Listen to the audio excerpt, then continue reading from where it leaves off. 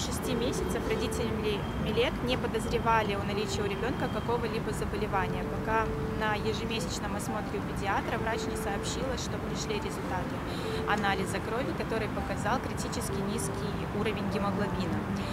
Врач предположила, что это физиологическая норма.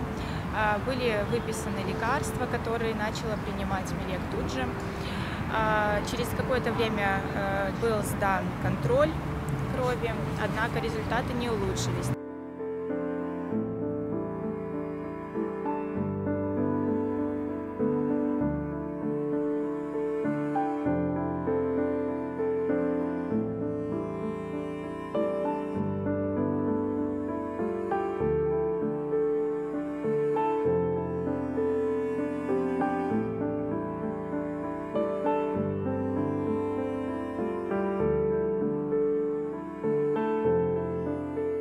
Бета-талассемия – такое заболевание, которое характеризуется деформацией скелета. При этом заболевании страдают органы внутренние, деформируются кости становятся мягкими, возрастает риск переломов постоянных. К сожалению, у Милек уже все эти симптомы наблюдаются. У нее большой животик, тоненькие ножки, мягкие кости. Она постоянно падает, спотыкается. Она уже не может бегать и прыгать.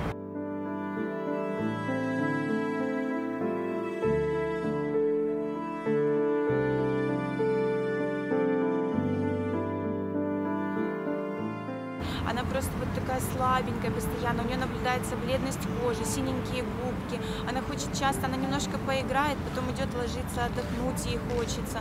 Она еще не кушает обычную пищу, только через блендер. То есть у нее нет сил, вот аппарат не развит жевательный. У нее развитие умственное, оно сохранено, хотя вот при этом заболевании оно тоже как бы страдает, да, потому что мозг не развивается как нужно. У Милек пока что никаких таких симптомов именно с умственным развитием нет, она развивается прекрасно. Милка, что ты делаешь? Я хочу собирать из конструктора башню. Давай, собирай. Это желтый, это зеленый, это белый, это желтый, это желтый тоже. А это? А это голубой. Молодец. А это? Это красный.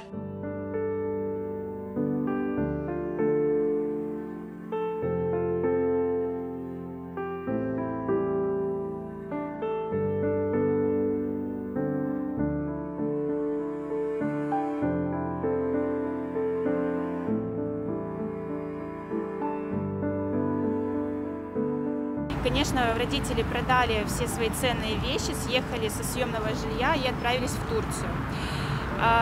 Естественно, эта операция не бесплатна, она будет варьироваться от 25 тысяч долларов до 90 тысяч долларов. Это будет зависеть от того, подойдет ли костный мозг родителей, либо ближайших родственников.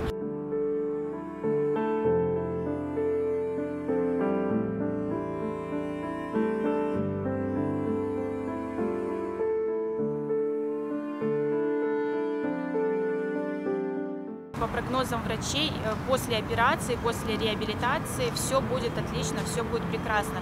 Болезнь не отступит, ее не будет. Все, Милек будет развиваться, расти обычным ребенком.